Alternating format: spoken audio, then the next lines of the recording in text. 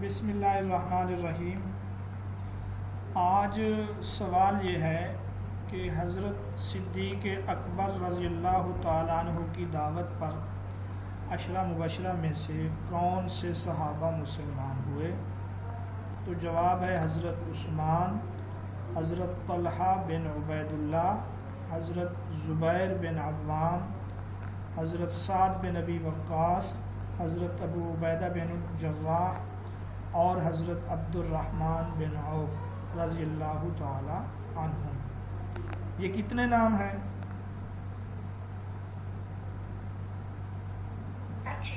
6 نام ہیں۔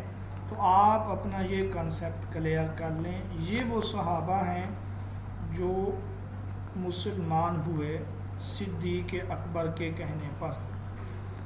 حضرت طلحہ بن عبید اللہ جو ہیں، ان کے بارے میں آگے سوال آئے گا تو میں وہ بتلا دوں۔ حضرت صدیق اکبر نے قبول اسلام کرنے والے کن غلاموں کو آزاد کروایا؟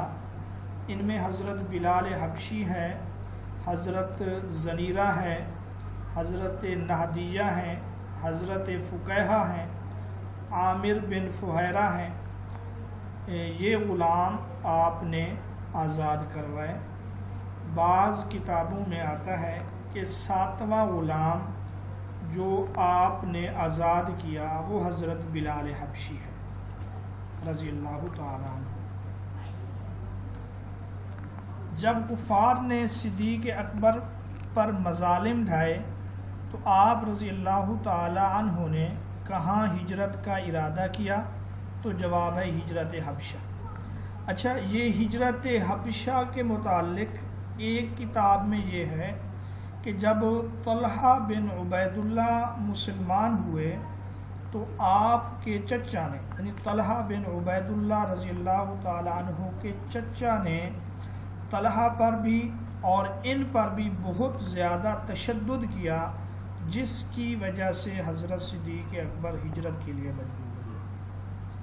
تو ممکن ہے کہ یہ سب باتیں یہ بھی درست ہو، اس کے علاوہ دیگر مظالم بھی کیے کفار نے، اور پھر آپ حبشہ کی طرف ہجرت کا آپ نے ارادہ کیا۔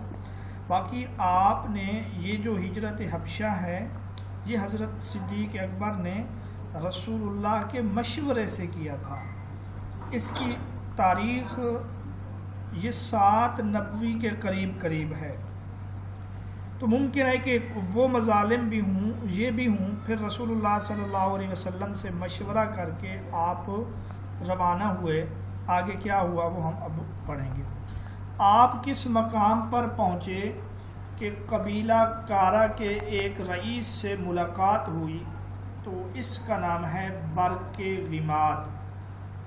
برق غماد ایک جگہ ہے، آپ وہاں پر پہنچے تو وہاں پر قبیلہ کارا کے ایک سردار سے ملاقات ہوئی۔ اچھا، سیرت میں ایک اور واقعہ میں بھی یہ نام آپ کو ملتا ہے برق غماد، تو آپ کو یاد ہے وہ کون سا واقعہ ہے؟ کسی کو؟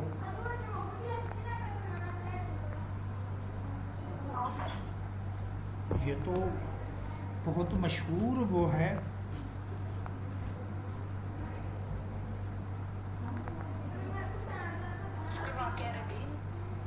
نہیں، چلے میں آپ کو بتلا دیتا ہوں، غزوہ بدر کے متعلق ہے۔ اب آپ بتائیں، آپ کے ذہن میں کچھ آیا ہے؟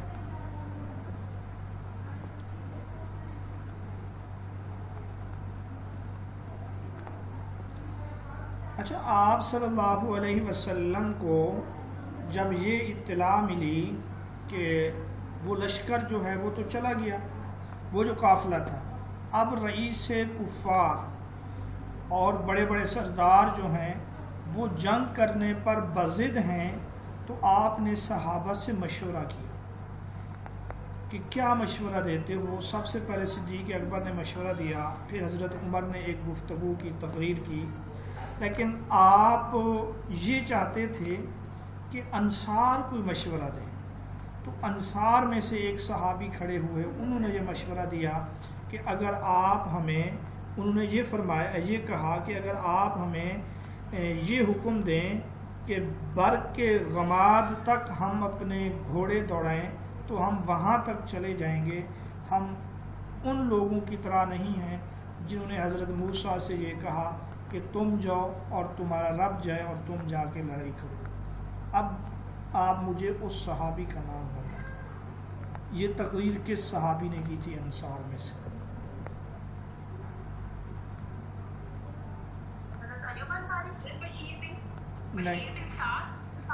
نہیں نہ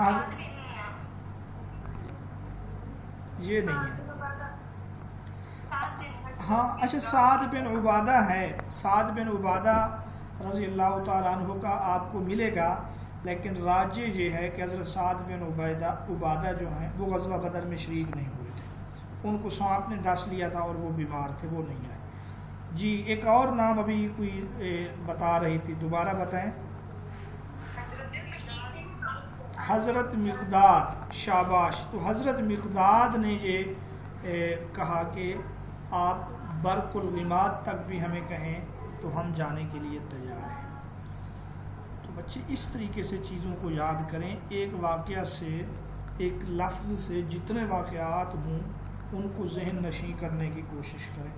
چلیں یہاں ہم قبیلہ کارا کے بارے میں کچھ پڑھ لیتے ہیں۔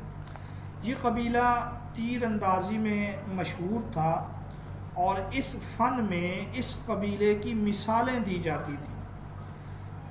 اسی وجہ سے قبیلہ کارا کے لوگوں کو رماح الحدق کہا جاتا تھا۔ یہ جو آنکھ ہے، آنکھ کے ڈھیلے میں جو سیاہی ہے، اس کو حدق کہا جاتا ہے عربی زبان میں۔ تو رماح الحدق کا معنی ہوگا اس سیاہی کو تیر مارنے والے، یعنی ایک ہے آنکھ میں تیر مارنا اور پھر ایک ہے آنکھ کی اس سیاہی میں ایک باریک سے باریک جگہ پر نشانہ لگانا۔ تو یہ لوگ باریک ترین چیزوں پر نشانہ لگانے والے تھے، تو اس وجہ سے یہ قبیلہ بڑا مشہور تھا۔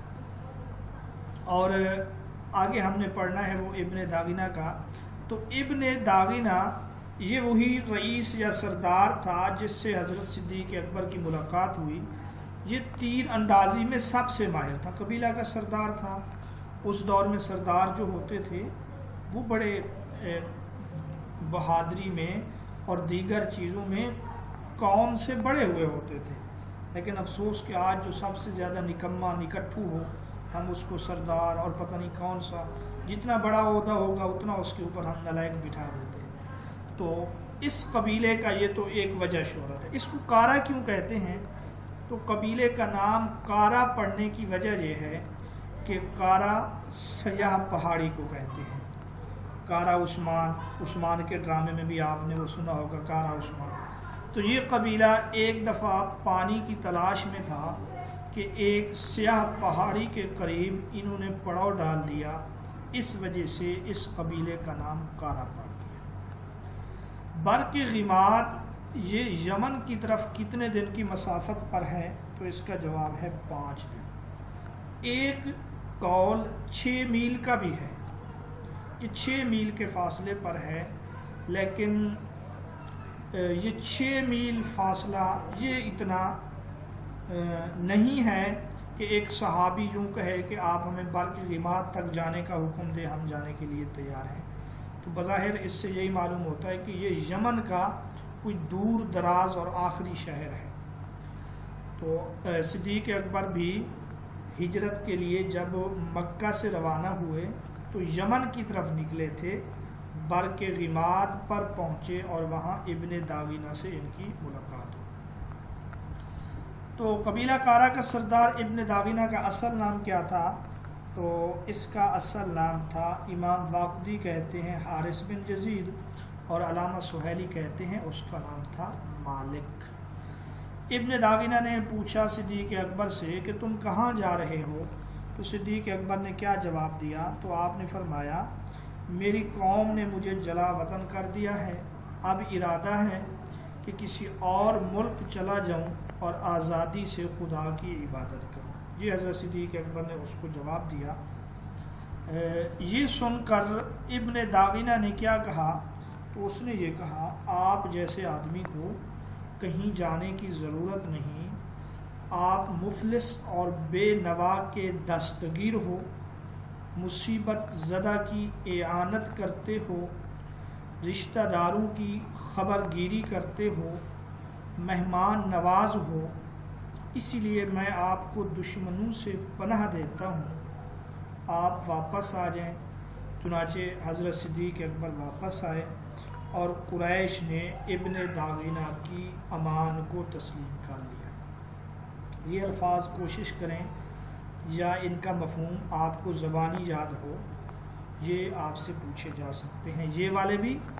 اور جن الفاظ میں حضرت خدیجہ رضی اللہ تعالی عنہ نے رسول اللہ کو تسلی دی، یہ۔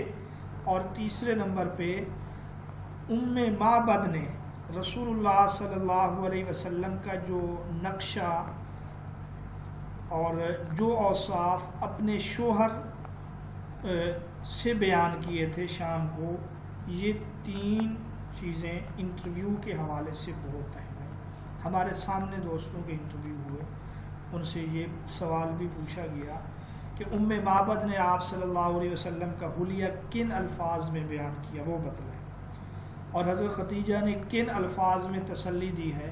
تو سیرت کے حوالے سے یہ 2-3 چیزیں اہم ہیں۔ تو حضرت صدیق اکبر نے واپسی پر اپنی عبادت کے معمولات کو پورا کرنے کے لیے کیا کیا؟ یعنی صدیق اکبر مکہ میں آ گئے تو آپ نے اپنے گھر کے صحن میں مسجد بنائی۔ یہ مکہ کی تاریخ اسلام کی پہلی مسجد ہے۔ آپ نے ایک جگہ مختص کی، آپ اس کو مسجد کہہ سکتے ہیں، آپ اس جگہ میں عبادت کرتے تھے۔ پھر آپ جب عبادت کرتے، بآواز بلند تلاوت کرتے، اس پر کفار کی عورتیں اور بچے وہ بھی تلاوت کو سنتے۔ قرآن مجید کا اثر تو ہے۔ پھر کیا ہوا؟ تو کہتے ہیں، سوال یہ ہے کہ ابن داغنہ نے کس طرح پناہ سے رجوع کیا؟ کفار نے ابن داغنہ کو مجبور کیا کہ حضرت صدیق اکبر اپنے صحن کی مسجد میں بلند آواز سے عبادت کرتے ہیں، جسے ہمارے مرد و زن سنتے ہیں، ہمیں خوف ہے کہ کہیں وہ متاثر ہو کر بد عقیدہ نہ ہو جائے، آپ جو ہیں ان کو ایسا کرنے سے منع کریں، یا یہ ہے کہ پھر ہم آپ کی امان کو تسلیم نہیں کریں گے۔ تو ابن داغنہ نے کہا، وہ صدیق اکبر کے پاس آئے کہ اب یا تو آپ شرط کی پابندی کیجئے، ورنہ آپ میری دی ہوئی پناہ اور عہد کو ختم کر دیں۔ میں یہ نہیں چاہتا کہ عرب میں اس طرح مشہور ہوں کہ میں نے کسی کے ساتھ بد عہدی کی ہے۔ تو یہ سن کر حضرت صدیق اکبر نے فرمایا، میں آپ کی دی ہوئی پناہ واپس کرتا ہوں، میرے لیے خدا اور اس کے رسول کی پناہ ہی کافی ہے۔ تو یہ آپ کا ہجرت کا واقعہ تھا اور ہجرت سے واپسی کا۔ کس نے آپ صلی اللہ علیہ وسلم پر اونٹ کی اوجھڑی ڈال دی نماز کے دوران؟ ابو جہل کے کہنے پر۔ تو یہ کل پرسوں بھی ہم نے اس کو ڈسکس کیا۔ عقبہ بن ابی معیط اس کا نام ہے۔ اس وقت رسول اللہ صلی اللہ علیہ وسلم کے اوپر سے اونٹ کی اوجھڑی کس نے ہٹائی؟ حضرت فاطمہ نے۔ کفار نے اتفاق سے اسی دن تازہ کسی اونٹ کو ذبح کیا تھا، تو اس کی جو اوجھڑی اور دیگر چیزیں تھیں یہ بدبخت اٹھا لایا۔ تو ایک مرتبہ آپ صلی اللہ علیہ وسلم نماز پڑھ رہے تھے تو عقبہ بن ابی معیط نے اپنی چادر آپ صلی اللہ علیہ وسلم کی گردن مبارک میں ڈالی اور آپ صلی اللہ علیہ وسلم کا گلا گھونٹنے لگا۔ اتنے میں کون آئے اور انہوں نے کیا کہا؟ اس کا جواب یہ ہے کہ حضرت صدیق اکبر آئے، اس بدبخت کو ہٹایا اور کہا، تم ایک ایسے شخص کو قتل کرنا چاہتے ہو جو یہ کہتا ہے کہ میرا پروردگار اللہ ہے، اور وہ تمہارے پاس اپنے رب کی طرف سے کھلی دلیلیں بھی لے کر آیا ہے۔ تو یہ 2 واقعات تھے، یہ دونوں میں نے اسی لیے لکھے ہیں کہ اونٹ کی اوجھڑی والے واقعہ میں عقبہ بن ابی معیط ہے، لیکن اس کو ہٹانے والی وہ حضرت فاطمہ ہے، اور گلا گھونٹنے والے واقعہ میں بھی عقبہ بن ابی معیط ہے، لیکن اس مرتبہ جو ہیں وہ حضرت صدیق اکبر ہیں۔ اچھا، یہ جو صدیق اکبر کے الفاظ ہیں یہ قرآن مجید کی ایک آیت کا ترجمہ ہے۔ آپ وہ آیت اور جس پس منظر میں وہ آیت ہے، وہ واقعہ ہے، کسی کو یاد ہے بتلا سکتے ہیں؟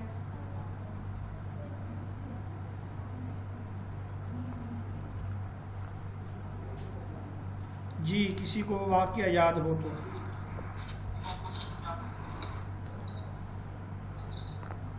جی اچھا، وہ واقعہ یہ ہے، فرعون نے جب یہ کہا ذرونی اقتل موسیٰ ولیدعو ربہ، حضرت موسیٰ نے جب دعوت دی، فرعون نے کہا مجھے چھوڑو، میں ان کو قتل کرتا ہوں، پھر میں دیکھتا ہوں یہ کیسے رب کو جو ہے پکارے گا۔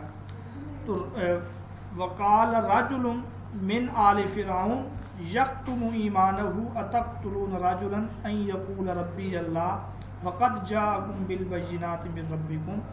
تو ایک مرد اٹھا مومن جو آل فرعون سے تھا، فرعونیوں میں سے تھا، وہ اٹھا، اس نے ڈانٹا کہ تم ایک ایسے شخص کو قتل کرنا چاہتے ہو جو یہ کہتا ہے میرا پروردگار اللہ ہے، اور وہ تمہارے پاس اپنے رب کی طرف سے کھلی دلیلیں بھی لے کر آیا، اور پھر اس نے ڈرایا، جس کی وجہ سے فرعون حضرت موسیٰ علیہ السلام کو قتل کرنے سے باز آ گیا۔ تو حضرت صدیق اکبر نے بھی وہی الفاظ دہرائے، اتقتلون رجلا ان یقول ربی اللہ۔ یہ سورت حامیم جو ہے، حوامیم سبع، سورت غافر یا سورت مؤمن، اس کی آیتیں ہیں۔ جی اگلا سوال ہے، اس صحابی کا نام بتائیے جنہوں نے حضور صلی اللہ علیہ وسلم کے لیے موقع ہجرت کے پیش نظر مناسب انتظام کرنے شروع کر دیے تھے۔ تو وہ حضرت صدیق اکبر ہیں۔ ہجرت مدینہ کے ارادے سے آپ صلی اللہ علیہ وسلم نے کتنا عرصہ پہلے حضرت ابو بکر کو آگاہ کر دیا تھا؟ تو 4 ماہ پہلے ان کو آگاہ کر دیا، چنانچہ انہوں نے وہ اونٹنیاں خریدی ہیں۔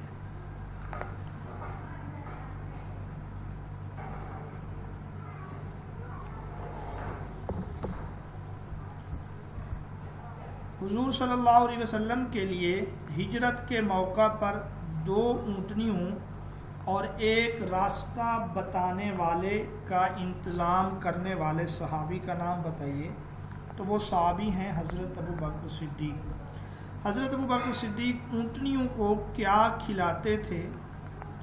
تو ان کو ببول کے پتے، کیکر کے پتے جو ہے وہ کھلاتے تھے، تاکہ یہ جو ہیں اس کے لیے سفر کے لیے تیار ہوں۔ اچھا، آپ صلی اللہ علیہ وسلم نے جس اونٹنی پر یہ سفر کیا اس کا نام ہے قصوہ۔ یہ قصوہ آپ صلی اللہ علیہ وسلم کی پسندیدہ اونٹنی ہے۔ قصوہ اس اونٹنی کو کہتے ہیں جس کے کان یا ناک یا ہونٹ کا کوئی حصہ کٹا ہوا ہو، عربی میں اس کو قصوہ کہا جاتا ہے۔ اور ایک اس کی وجہ یہ بھی ہے کہ قصوہ اس اونٹنی کو کہا جاتا ہے جو مالک کے نزدیک انتہائی محبوب ہو، اور مالک اس سے محبت کی وجہ سے کام اور بوجھ اٹھانے سے اسے آزاد کر دے۔ تو یہ قصوہ اونٹنی جو ہے یہ فرما بردار اور شریف و طبع اونٹنی تھی۔ آپ صلی اللہ علیہ وسلم کی اس اونٹنی میں کوئی عیب نہیں تھا جس کی وجہ سے اس کا نام قصوہ رکھا گیا، بلکہ یہ محبت کی وجہ سے اس کا نام قصوہ پڑ گیا۔ اور یہ صدیق اکبر نے خریدی تھی، قصوہ اور ایک اور اونٹنی 800 دراہم میں۔ یہ سوال یہاں پہ شاید نہیں ہے۔ 800 دراہم میں یہ دونوں اونٹنیاں خریدی ہیں۔ پھر آپ صلی اللہ علیہ وسلم نے بھی، آپ نے چاہا کہ یہ سفر با برکت اور بہت ہی نیک سفر ہے، تو 400 درہم میں صدیق اکبر سے یہ اونٹنی رسول اللہ صلی اللہ علیہ وسلم نے خرید لی تھی۔ اور قصوہ یہ قبیلہ بنو قشیر ہے، ان کی چراگاہوں میں پیدا ہوئی، اور جب صدیق اکبر نے اس کو خریدا اس وقت اس کی عمر تقریباً 4 سال تھی۔ آپ صلی اللہ علیہ وسلم کا اسی قصبہ کی مناسبت سے سوال ہے کہ یہ قصبہ جو ہے پھر سفر ہجرت کے بعد حضرت ایک صحابی ہیں اسعد بن زرارہ، حضرت اسعد بن زرارہ، یہ ان کے پاس رہی۔ پھر آپ صلی اللہ علیہ وسلم پر جو وحی کا نزول ہوا، آپ کی اونٹنی بوجھ کی وجہ سے بیٹھنے لگی، وہ بھی یہی قصبہ ہے۔ اور آپ نے غزوہ بدر کے لیے بھی اسی پر سواری کی ہے۔ صلح حدیبیہ، عمرۃ القضاء، فتح مکہ اور حجۃ الوداع، یہ 5 اہم مواقع ہیں، یہ لکھ لیں، یاد کر لیں۔ بدر، صلح حدیبیہ، عمرہ قضاء، فتح مکہ اور حجۃ الوداع، ان مواقع میں آپ صلی اللہ علیہ وسلم نے اس اونٹنی پر سواری کی ہے۔ اور حضرت علی رضی اللہ تعالیٰ عنہ کو 9 ہجری میں جب صدیق اکبر کو امیر الحج بنا کے بھیجا گیا، پھر اعلان برات کے لیے حضرت علی کو جو پیچھے روانہ کیا گیا، حضرت علی بھی قصوہ اونٹنی پر سوار ہو کر روانہ ہوئے تھے۔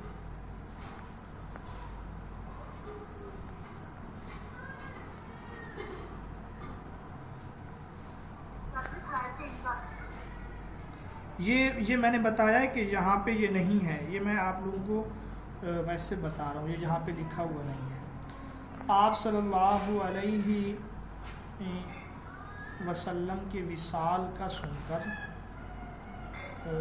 آپ کی ایک دوسری اونٹنی تھی عزبہ، وہ فوراً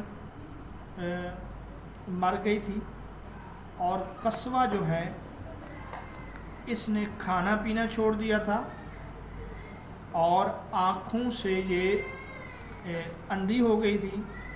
صدیق اکبر کی خلافت کا 1 سال ہوا تھا، قصوہ بھی اس دنیا سے رخصت ہو گیا۔ چلیں، یہ کچھ اہم سوال تھے معلوماتی۔ آپ اس راستہ بتانے والے کا نام بتا سکتے ہیں جنہیں حضرت ابو بکر نے ہجرت کے موقع پر اجرت دے کر مقرر کر لیا تھا؟ جی، اس کا نام ہے عبداللہ بن اریقط۔ تو یہ کافر تھا، ان کے مسلمان ہونے کے بارے میں اختلاف ہے۔ بعض کہتے ہیں کہ یہ مسلمان ہوئے اور صحابی ہیں، جبکہ بعض دوسرے جو ہیں وہ اس کا انکار کرتے ہیں۔ یہ عبداللہ بن اریقط بھی ہے، اور ارقد، الف را قاف دال، بعض کتابوں میں اس کا نام جو ہے ارقد آیا ہے۔ اس کا تعلق تھا قبیلہ بنو بکر وائل سے، قبیلہ بنو بکر وائل سے اس کا تعلق تھا۔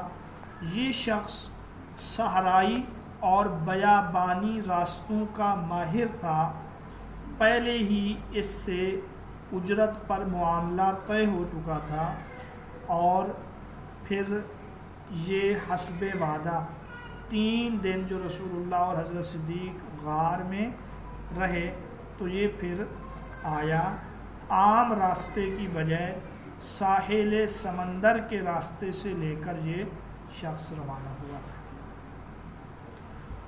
سفر ہجرت میں حضرت ابو بکر صدیق کے کون سے غلام ساتھ تھے؟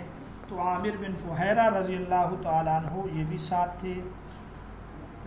حضور صلی اللہ علیہ وسلم نے جب ابو بکر صدیق کو ہجرت کرنے کی اطلاع دی، تو آپ رضی اللہ تعالیٰ عنہ نے حضور صلی اللہ علیہ وسلم سے پہلی بات کیا کہی؟ آپ نے عرض کیا، یا رسول اللہ، کیا مجھے بھی ہمراہ ہجرت کرنے کا شرف حاصل ہوگا؟ حضور صلی اللہ علیہ وسلم نے جب حضرت صدیق کو اپنے ساتھ ہجرت کرنے کی خوشخبری سنائی تو آپ پر اس کا کیا اثر ہوا اور اس بارے میں حضرت عائشہ کیا فرماتی ہیں؟ پہلے بھی ہم نے پڑھا ہے۔ آپ رضی اللہ تعالیٰ عنہ کی آنکھوں سے خوشی کے آنسو جاری ہو گئے۔ حضرت عائشہ فرماتی ہیں میں نے کبھی کسی آدمی کو خوشی سے روتے نہیں دیکھا بجز اپنے باپ حضرت ابو بکر صدیق کے، اور یہ بھی فرماتی ہیں کہ مجھے اسی وقت معلوم ہوا کہ خوشی سے بھی آنسو آتے ہیں، کوئی خوشی سے بھی روتا ہے۔ ہجرت کی رات حضور صلی اللہ علیہ وسلم اپنے کاشانہ مبارک یعنی گھر سے نکل کر سب سے پہلے جس صحابی کے گھر تشریف لے گئے ان کا نام حضرت ابو بکر صدیق رضی اللہ تعالیٰ عنہ ہے۔ آج کے لیے یہی کافی ہے، باقی انشاءاللہ یہاں سے آگے کرنا ہے۔